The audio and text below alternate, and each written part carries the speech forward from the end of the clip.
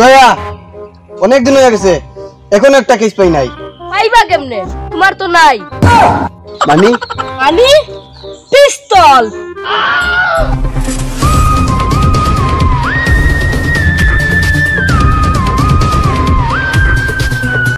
লাশ লাশ সেদি। Hello sir. Murder কখন কিভাবে? হ্যাঁ হ্যাঁ আসতেছি আসতেছি। Hello hello sir. এ কই তোরা? চালু চালু। হ্যাঁ আসতেছি আসতেছি। কে কল দিছে? আরে আরে স্যারের কল। চল চল, মার্ডার কেসের সন্ধান ইনভেস্টিগেশনের জন্য যাওয়া লাগবে, চল। অভিজিৎ কেস পেয়েছি, চলো মলম লাগাতে হবে। স্যার মলম তো লাগামু, কিন্তু গা কোন জায়গায়? হ্যালো হ্যাঁ হ্যাঁ আপনি লাশটা রেডি রাখেন, আমরা এখনই ইনভেস্টিগেশনের জন্য আসতেছি।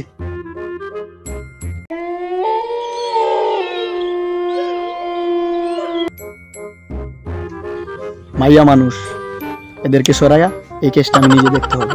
অভিজিৎ, দয়া, সাথে তুমিও চলে যাও, এই কেসটা আমি নিজে দেখতেছি। Okay sir. ওকে চলে যাও। এ কি হয়েছে তোমার? দাঁড়া।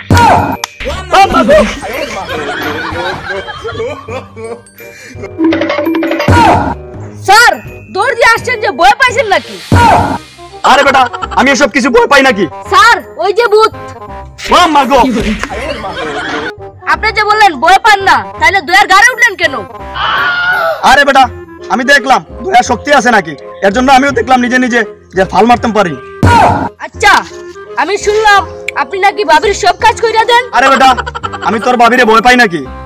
স্যার আপনি যে কথাগুলো বললেন সব মোবাইলে রেকর্ডিং হয়েছে, এখন ভাবিকে নিয়ে শুনামু। অভিজিৎ তোর পায়ে পড়ছি ভাই, এই কথাটা বলিস না ভাই, বলিস না। আমার বুঝা গেছে আপনি কোন বীর পুরুষ। এই বেটা সিনিয়রে তো টের দিস না, চল চলে এই চল। কি রে আজকে দয়ারে দেখা যায় না? স্যার ও আজকে অসুস্থ, আসতে পারবে না। আচ্ছা ঠিক আছে চল আমরা নিজে ডিউটি করি।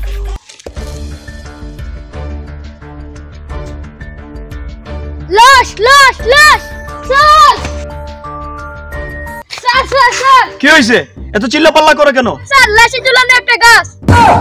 স্যার স্যার ও মনে হয় ভয় পাইছে, এরকম হতে পারে গাছে ঝুলানো একটা লাশ। হ্যাঁ স্যার হ্যাঁ। চল চল দেখে আসি। অভিজিৎ এই কেসটা তুই দেখ, আমি যাইতে পারবো না, আমার একটা সমস্যা আছে, আমি যাই। না স্যার আসবে না কেন? আরে আমার স্যারের পাশে দেওয়া লোক ভয় পায়। আসলে এখানে একটা মেয়ে ছিল। হ্যাঁ কি বলস কি বলস? স্যার ওইখানে মাইয়া মানুষ ঝুলানো আছে, আমার অনেক কষ্ট হয়। আরে বেটা এখানে একটা মায়া মানুষ আছে, যাইলে কি হয়, চল চল।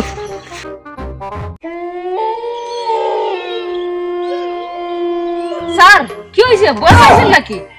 আরে বেটা ভয় পাইছি না, যা তুই ভালো করে দেখে আয়। স্যার আসেন না আসেন। আরে বেটা না, আসেন। আমি লাশের উপরে হাত দিলে আমার তাবিজটা নষ্ট হয়ে যাবে। স্যার আপনি তাবিজ পাইলেন কই? আরে বেটা তুই জানোস না আমার পেটে বাচ্চা আছে। স্যার আপনি প্রেগন্যান্ট, এখানে আসছেন কেন? আপনি ঘরে যান। আরে বেটা তুই যা, আমরা ভালো করে দেখে আমার কাছে আ, যা যা।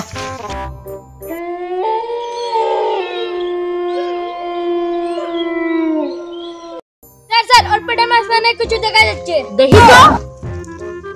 আরে হে চল চল সরে আসেন না, চল।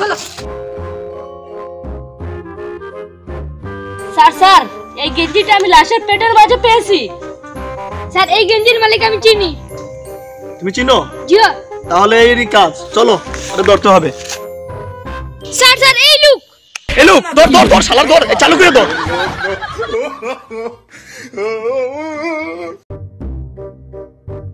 বস এটারই কাজ, দেখতে এরকম লাগতেছে।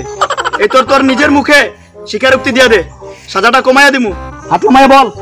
স্যার ও আমার গার্লফ্রেন্ড ছিল, আমাকে ধোঁকা দিয়েছে, তাই আমি ওকে মেরে ফেলেছি। হোক নিজের মুখে স্বীকারোক্তি হওয়া আমরা অনেক সহজ হয়ে গেল। ওরা নিয়ে চলো, কারাগারে নিয়ে চলো।